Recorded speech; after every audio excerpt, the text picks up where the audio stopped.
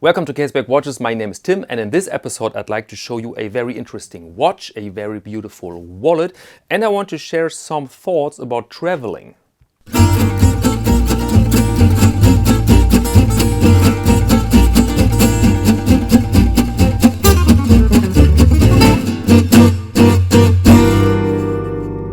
Let's begin with traveling. We have an interesting debate globally right now about climate change and the impact of modern traveling, okay? Especially by aircraft.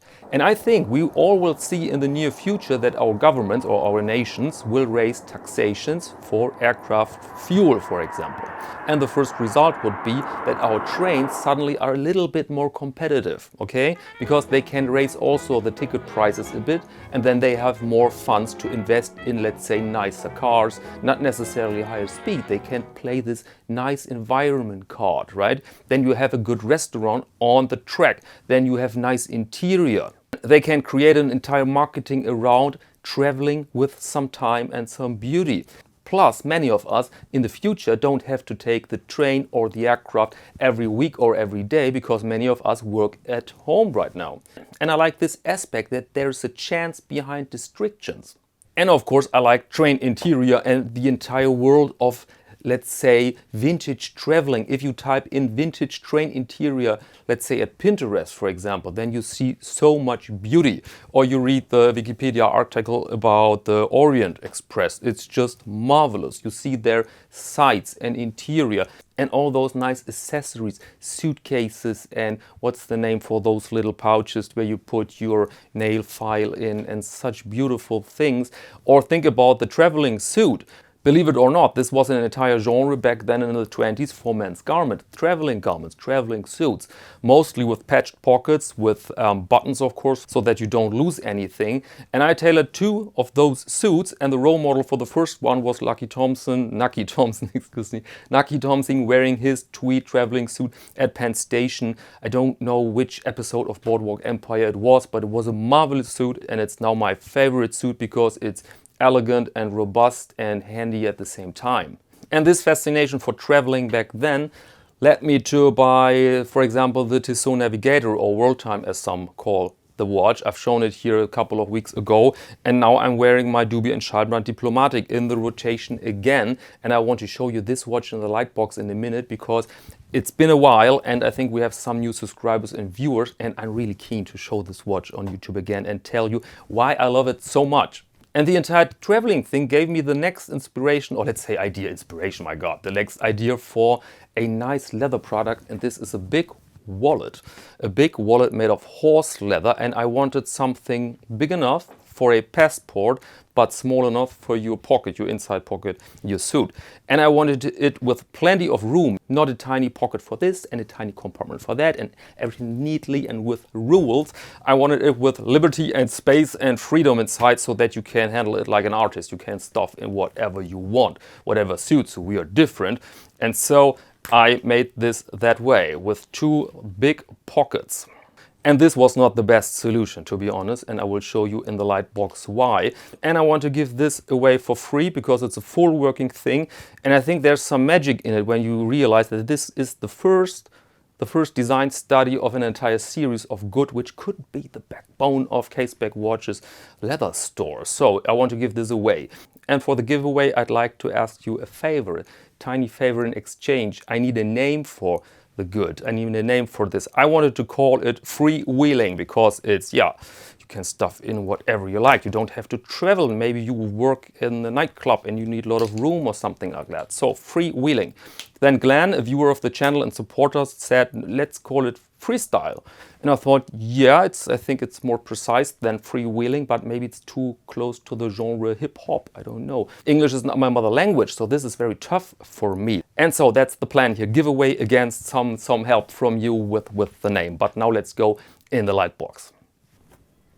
Okay, here we are with the watch, Dubey Schaldenbrand Diplomatic, made of sterling silver, rhodium plated. This is not the normal silver look, this is rhodium. And I think the edition was limited to 275 pieces. This watch was built, I think, around 2000. And let's go over the diameters first. We have a case diameter, or let's say a case width of 34 millimeters. 34 again, because we have a square form, a cushion form. The height is 10 millimeters and the lug width is 20. And you may see that, yeah, the design is a bit lent from an old pocket watch converted into a wristwatch. That's why you have those strange lugs here, very fine and very thin lugs. The dial is not a real enamel dial. This is some sort of modern watch dial, so to speak. You see blued hands, but the overall look here is very, let's say expressionism or very 20s. You see this interesting font here, looks a bit medieval even. And now the functionality. This is a very handy watch. I mean, this looks like a piece of jewelry for men. Here you see the hallmark for silver, the name of the watch, the limitation and everything. Here you see the logo on the crown, this beautiful Art Deco logo, but it is really filled with watch technology. You have, of course, your local time. Then you have a date here on position 6. You have a second time zone here on position 12, now set to US East Coast time because of YouTube reasons. And you have here a night-day indicator, or let's say a 24-hour counter. And that's the fascination for me personally here. This mixture or this together of sheer beauty, reference to a past, to certain styles, certain eras, and loaded with watch technology. This is really the stuff I enjoy. And the movement inside is AETA. This is the 2892A2 automatic movement. Operating the watch now is a bit tricky and interesting. You have position 2 for your time, your local time. Let's move it out of the way. And now position 1 is counterclockwise for the date. Counterclockwise for the date. And clockwise, it's for your second time zone. There you see the little hands here, and the 24-hour indicator is moving as well. And so there you can set your second time, and then you're good to go in your diplomatic service. And interesting is also the market value of this watch. It retailed back then, I think, around 3,000 euros, which are roughly 3,300 US dollars. And now you find them between, let's say, 900 and 1,500, depends on the condition, depends on market situation, the location, the season, so it's very hard to say. And I think the circle of buyers here is very limited, and there are very few pieces on the market.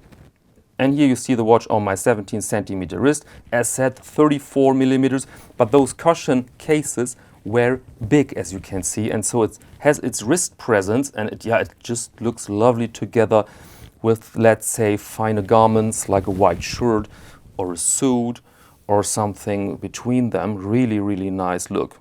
And so this is one of the key pieces of my collection. Keeper, keeper, keeper. And now let's begin the journey which led to the wallet, my new horse leather wallet. This was the first test. There I just used some a part from the belly, and I just stitched it together and treated it with ink and beeswax. I just wanted to know if my normal methods or the normal methods work with this material, because horse leather was new to me. So this was the first test, and then I realized looks great, behaves great, can be the next product actually. And then I made the prototype I want to give away. Where is it? And this was this then. The idea was that it's a relatively big wallet, but it has to fit in a suit in a pocket. This was very important, and it has to take a passport, and it has to be secure. That's why you see here these push buttons. The seams are of course hand stitched. I do this with all my products, and I really like the look and the overall quality. Here you see the logo. This was the first issue. These forms here are the second issue, and the third issue is that is a bit too roomy. I realized, I tested this during the weekend, and I realized that you need space. Yes, you need space for passports and other things, but you do need a bit more security for your cards, because let's be honest, we're not reenactors, we live in modern times, and so we have to store away our cards securely. And then I realized this is a bit too free. There's too much liberty in it, and so I realized this is not the prototype, this is the first study. But I was very happy with the overall measurements, and I was very happy with the functionality, because people think, oh, it's hard to open, and of course it's not. You just open it like that, and then you close it like that, and then you're good to go. It's absolutely perfect when it comes to the dimensions and functionality, and I love the look of the leather. You see, it's by no means scratch resistant. You make small scratches with your fingernails, but interestingly you can polish them away again. And horse leather has a natural fat inside, so you don't have to treat this product with shoe polish, for example, but you can do it. You can do it if you want. You will not damage the product, but it's not necessary. And then I moved on and I made the next wallet, and this is the prototype. This is my personal wallet now. It's loaded, it's full, and you see the overall look is the same. But this bump here is much better now. Much better if you compare this here. This is here much better. Hand stitched again. Functionality the same, but now you have 2 compartments for cards. They're not extremely small, so that you can only use it for cards. You could use it for other forms, for other little items, for pocket change if you want. And the big compartment for your passport and banknotes and stuff you have here on this side. And this now is so functional. I've used it now, I think 2 weeks, and I just love it. And you may notice that this stitching is not visible here. This was very important. I wanted to maintain the clean and neat surface of this product. And the trick was then a small, let me stuff this away, a small layer here of deer. You know deer leather when you buy fine gloves, for example, often they're made of deer. It's very soft, it's thin, it does the job perfectly, and behind that you have another room for more stuff. And you may notice that there is no logo. This is a no logo version because I realized this product doesn't want a logo. I know that people find the Cobra cool. I find it cool myself. I love the little Cobra here. But you know what? This is good as it is. Note those scratches. Heavily tested, and yeah, it's robust. And this doesn't need any form of logo. This has to be pure, I think. It's a bit like the Stover Flieger watch without a logo. It's such a cool watch. It's bold and handy and yeah, functional and convincing at the same time. And this was a bit the role model for this product here. And now I have 4 pieces, and the interesting thing is that they're so different in texture. One was with an amazing cloud inside. Where is it? No, it's not with an amazing cloud inside. No, damn it. There it is. I tried to make an entire wallet with this cloudy surface here, but it wasn't possible because the part was too small. This is the problem with some hides, that they are very attractive, but you have very small areas, so to speak, very small areas. And so 4 pieces, this is a ridiculously small amount, yep, but the problem is really the hide, and it will not bring in much money, but it was such an interesting project and I've learned so much with it. So I'm really satisfied, and yeah, allow me to say again, proud. Okay, welcome back. How to grab this now? How to win this? Please write to caseback.watches@icloud.com, subject wallet. Okay, very important. And please write me 3 things: your first name, your country, and what do you think about the names. Is it freewheeling, or is it freestyle, or is that all rubbish, or do you have another idea? This would be very nice and very helpful if you can help me out with that, and maybe you are the winner then. Giveaway is open for 24 hours. You find the exact terms and conditions in the descriptions, thanks to Glenn. And you find also there the link to the online shop where you can purchase those 4 pieces. Very sorry again for that number, but yeah, nothing I can do against it, I think.